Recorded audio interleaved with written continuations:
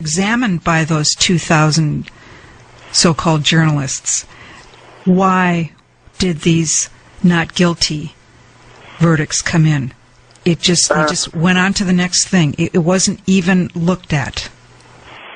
Yeah, that is true. And the reason for that is because the media was slightly humiliated by the verdict, because they had been making this concerted effort for the past 4 months or something. The trial was about 4 months long. They've been making this concerted effort to try to portray Jackson as guilty, twisting the testimony, picking out tiny sound bites which misrepresent the testimony.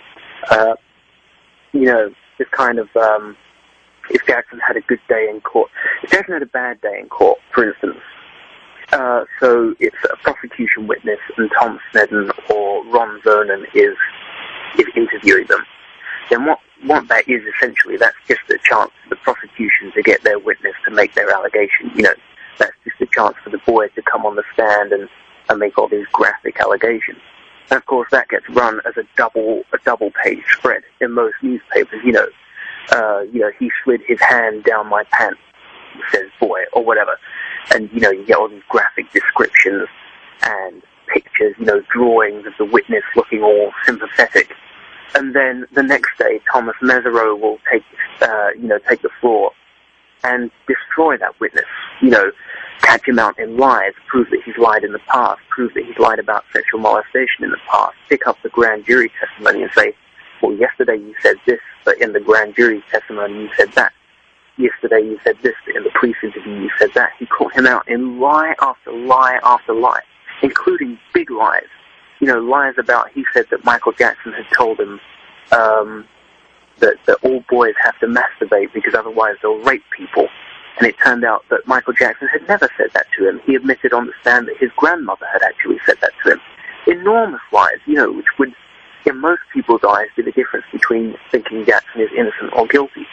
And then when that happens, the media is kind of embarrassed about the fact that 1 day or 2 days previously, they ran this big double-page spread, which kind of portrayed Jackson as guilty. And now, actually, the defense team has completely destroyed that witness. And so what they do is, rather than saying, oops, we got it wrong, oops, yesterday's story was a big pile of rubbish, here's the fact, they just go, right, we'll stick that, 3 paragraphs on page 27 under a Specsavers advert, or whatever.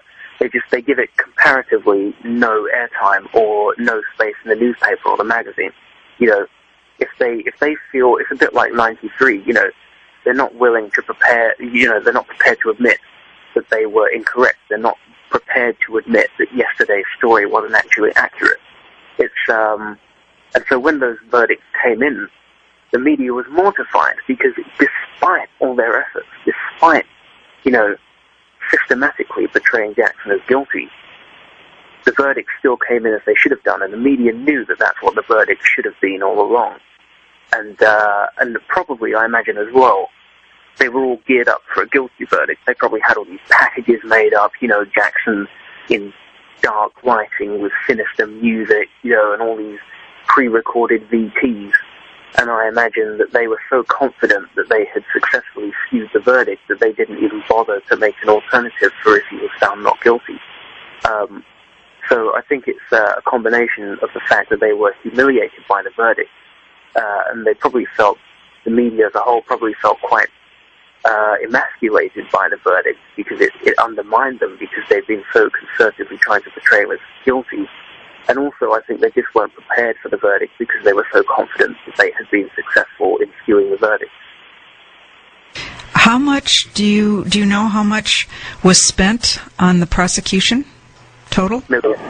Millions. I don't know the exact amount, but it was millions. Thomas Mesereau famously said repeatedly since the trial that team of prosecutors, that police force, spent more money and put more resources into trying to convict Michael Jackson than have ever been put into catching any serial killer. They spent atrocious amounts of money on the prosecution of Michael Jackson, right down to setting up hotlines so that supposed victims could call in. After the allegations broke in 2003, They set up these hotlines so you could call in and claim that you were molested by Michael Jackson. And they received thousands of calls, and every single one of them was found to have absolutely no validity whatsoever.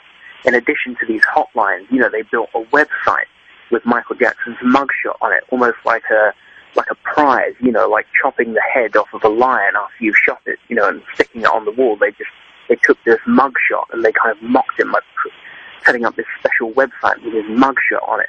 Like, look what we did to Michael Jackson. Then you have the DA Tom Snedden spending enormous amounts of money, just traveling to all different continents, looking for victims. This was the definition. This was the dictionary definition of a malicious prosecution. You have a prosecutor traveling around the world looking for victims of Michael Jackson.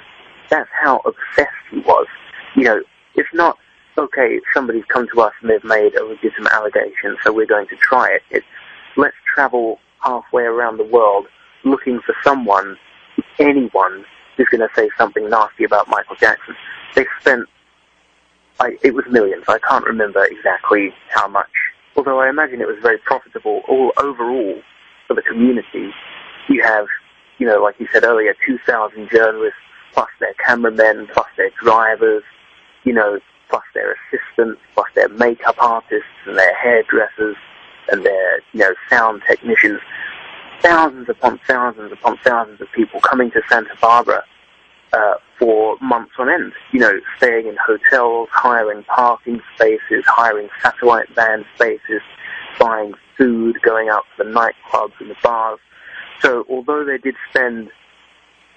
the prosecution spent a phenomenal amount of money trying to pin something on Michael Jackson, they also, for the community, made a hell of a lot of money because it attracted so many people to the area for so long. And Aphrodite Jones, when it came time for her to assemble all this material, she looked at all the court documents, and she wrote a book, and the publishers would not publish a positive book about Michael Jackson, even though she had how many bestsellers? She had, by that point, I think, 7 New York Times top 10 bestsellers. She was a very respected true crime writer. And when she went to the publishers and she said, look, I've done all this research, I spent 6 months. She spent 6 months reading the transcripts and writing the book. She put so much research into this book, she had to buy a second computer because she couldn't, her one computer couldn't hold her research and her writing at the same time. That's how much effort and research she put into this book. And although it was completely grounded in fact, it was completely rooted in the trial transcript. She went to the courthouse, she photographed, photocopied every page of every trial transcript. She took pictures of all of the evidence. And the publishers just weren't interested. They just kept telling her, if it's pro-Jackson, then we don't want it. But I think more telling than the Aphrodite Jones situation is the Thomas Mesereau situation. Mesereau being Jackson's lawyer. He was actually offered book deals. Aphrodite Jones was out looking for a book deal. Thomas Mesereau was offered book deals by every major publishing company in America. But when he told them that he would not, that he was not a turncoat, when he told them, I will not say that I believe Michael Jackson is guilty, every single publishing company retracted its offer. They were only prepared to give him a book deal if he said something nasty about Michael Jackson. It's just astounding. It's a case for just looking at how mass media operates, and even publishing. When you look at the books that are available about Michael Jackson out there, many of them are smear books, and there's not. If you read several of these books, you come to know that they're not well written. They're full of inaccuracies and lies.